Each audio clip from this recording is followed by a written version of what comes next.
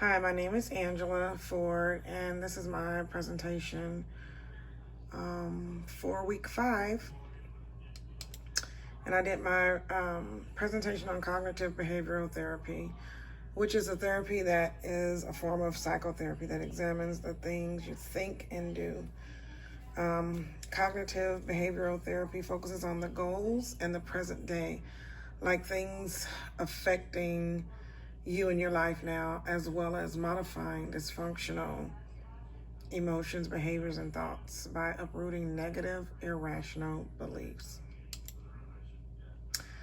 This next slide just basically is a picture of what CBT is. It entails the thoughts, behaviors, and emotions.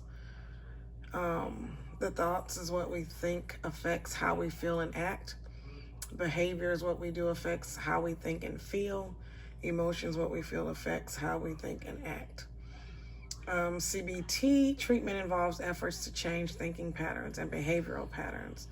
And it's not, it's also appropriate for people of all ages, including children, adolescents, and adults, which I think is good to know and to make note of. A lot of times with the different approaches and models, you don't know what is,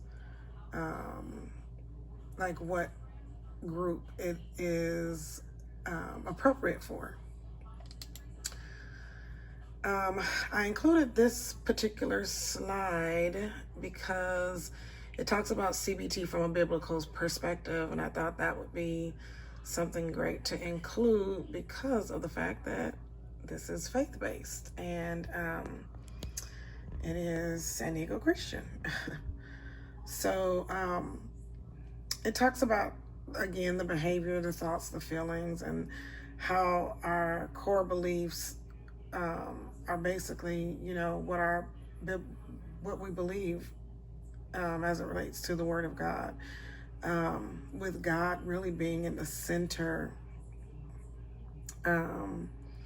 And then it shows you there yourself, and then others. It talks about purposeful change in behavior. Practical must be accompanied by and be willful change in the heart. And that helps with behavior. I mean, this is actually pretty interesting. It talks about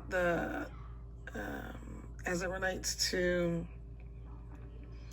behavior as well. Cognitive behavioral therapy is a common type of talk therapy or psychotherapy. You work with 2 mental health counselors, psychotherapists, or therapists in a structured way, attending a limited number of sessions. It helps you become aware of inaccurate or negative thinking so you can view challenging situations more clearly and respond to them in a more effective way. Again, I just thought that this was very interesting to incorporate into the actual slide because of the fact that it talks about this CBT from a biblical perspective. The next slide is what are some of the conditions that CBT can address, and it talks about, as you can see this picture here, it's the disorders that can benefit from cognitive behavioral therapy, which is anxiety, depression, panic attacks, addictions, eating disorders, anger, and phobias. I also included anxiety, PTSD, obsessive compulsive disorders, personality disorders. So all of these things are able to be addressed in CBT.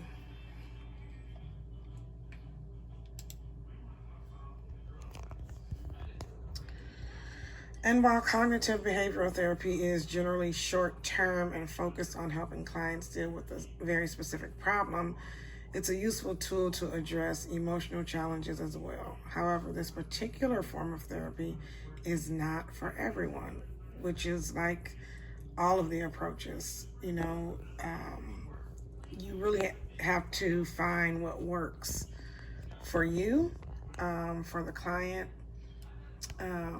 Sorry.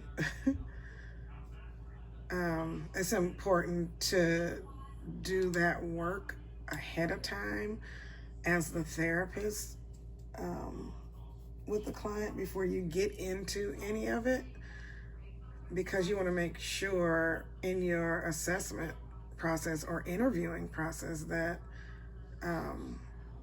it's not a waste of time for the client nor you. Okay.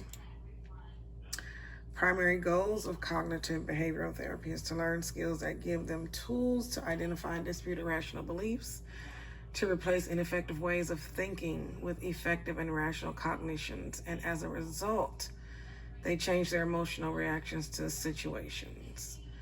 And then lastly, which there's many more things, many more goals of cognitive behavioral therapy, but these are just a few that stuck out to me. Focus on working with thinking and acting rather than primarily with expressing feelings. Therapy is seen as an educational process. All right, that is the end of my presentation. Thank you.